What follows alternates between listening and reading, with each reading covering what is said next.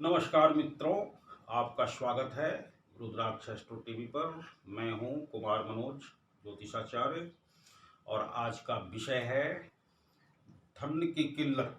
यानी आपको बिल्कुल धन की परेशानियां हो रही हो, आय का नुकसान हो रहा हो, आपकी नौकरी चली गई है, किसी न किसी कारण से छूट जा रही है, तो ज्योतिष में हम एक अनुमानतः बिल्कुल एक सटीक तरीके से ये अनुमान लगा लेते हैं कि इसके आपके कुंडली में विद्यमान ग्रहों की चाल क्या है, कैसी है और किस प्रकार आप प्रभावित हो रहे हैं और आपको धन से संबंधित समस्याएं आ रही है। कार्य व्यवसाय में बिल्कुल नुकसान हो जाना, कर्जे बढ़ जाना, बकाया धन जो आपके बकाये धन हैं उसकी प्राप्ति नहीं होना, लोगों के द्वारा झांसा देकर आपका धन हड़प लेना इत्यादि अनेक अशुभ फल प्राप्त होते हैं। तो सर्वप्रथम मैं बात करूंगा कि ऐसी कौन कौन सी परिस्थिति जन्य परिस्थितियां आपकी कुंडली में आ जाती है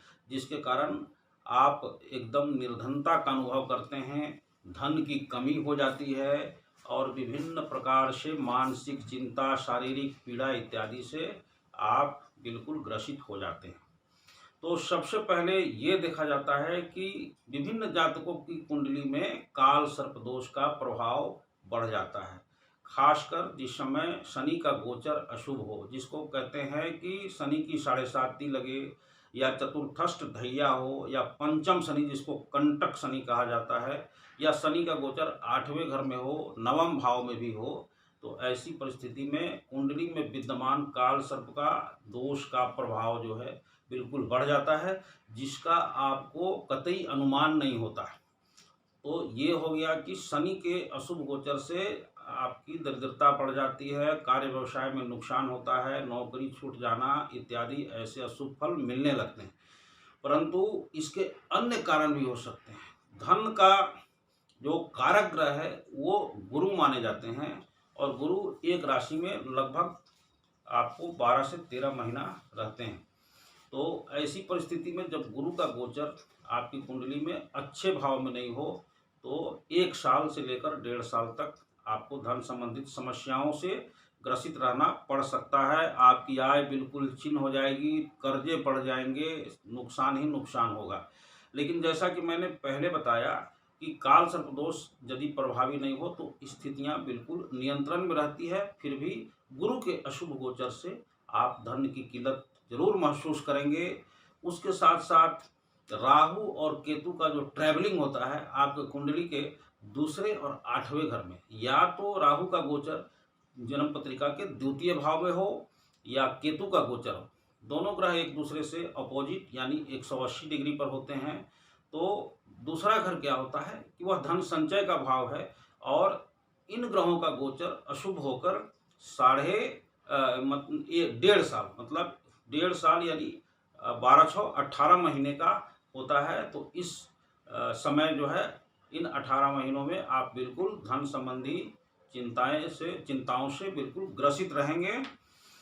चौथा ग्रह धन का कारक मंगल को माना जाता है। यदि आपकी कुंडली में किसी प्रकार से मंगल दोष लगा हो, सूर्य कुंडली से हो, चंद्र कुंडली से हो या लग्न कुंडली से हो, तो ऐसे लोग को हम अक्सर मांगलिक कहते हैं कि वो मांगलिक हैं।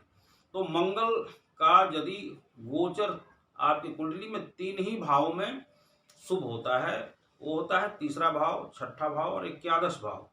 इन भावों को छोड़कर यदि मंगल अष्टम, द्वादश और 6ठे घर में गोचर करता है या चतुर्थ भाव में उसका गोचर होता है, लग्न से गोचर करता है या 2य भाव से गोचर करता है, तो मंगल एक राशि में 45 दिन रहते हैं। परंतु विभिन्न परिस्थितियों में ये वक्री होकर 6 माह से भी अधिक एक ही राशि में रह सकते हैं और कभी कभी तो 1 वर्ष का समय भी लग जाता है। तो ऐसी परिस्थिति में मंगल जब अशुभ गोचर करेगा, साथ में आपकी कुंडली में काल सर्प दोष लगा हुआ हो और शनि की 7.5 भी चल रही हो, कुंडली में उल्का, भ्रामरी अथवा संकटा योगिनी की महादशा भी साथ साथ में चल रही हो और इसके साथ विपरीत ग्रहों की दशा और अंतर्दशा भी चल रही हो, वैसी स्थिति में आपके धन संबंधी और आय संबंधी चिंताओं में बहुत ही अत्यंत वृद्धि होगी और आप एकदम निर्धनता के कगार पर जा सकते हैं। तो ये परिस्थितियां हैं कि गोचरवश दशा अंतर्दशा के अनुसार ग्रहों की प्रतिकूल गोचर, जैसे राहु, केतु, मंगल और शनि, साथ में गुरु। तो इन सब परिस्थितियों में हम ये देखते हैं कि धन संबंधी समस्याओं का निराकरण रुद्राक्षों के माध्यम से कैसे करें। तो आंख बंद कर मित्रों, आप यदि काल सर्प दोष के दुष्प्रभाव को दूर करने के लिए 8 और 9 राहु का रुद्राक्ष 8 मुखी होता है और 9 मुखी धारण करें तो आपको चमत्कारिक लाभ होंगे। यदि मान लिया जाए कि साथ में शनि देव भी अप्रसन्न है और 7.5 या ढैया चल रही है, वैसी परिस्थिति में 8-9 मुखी रुद्राक्ष के साथ आप 7 मुखी रुद्राक्ष भी धारण करें।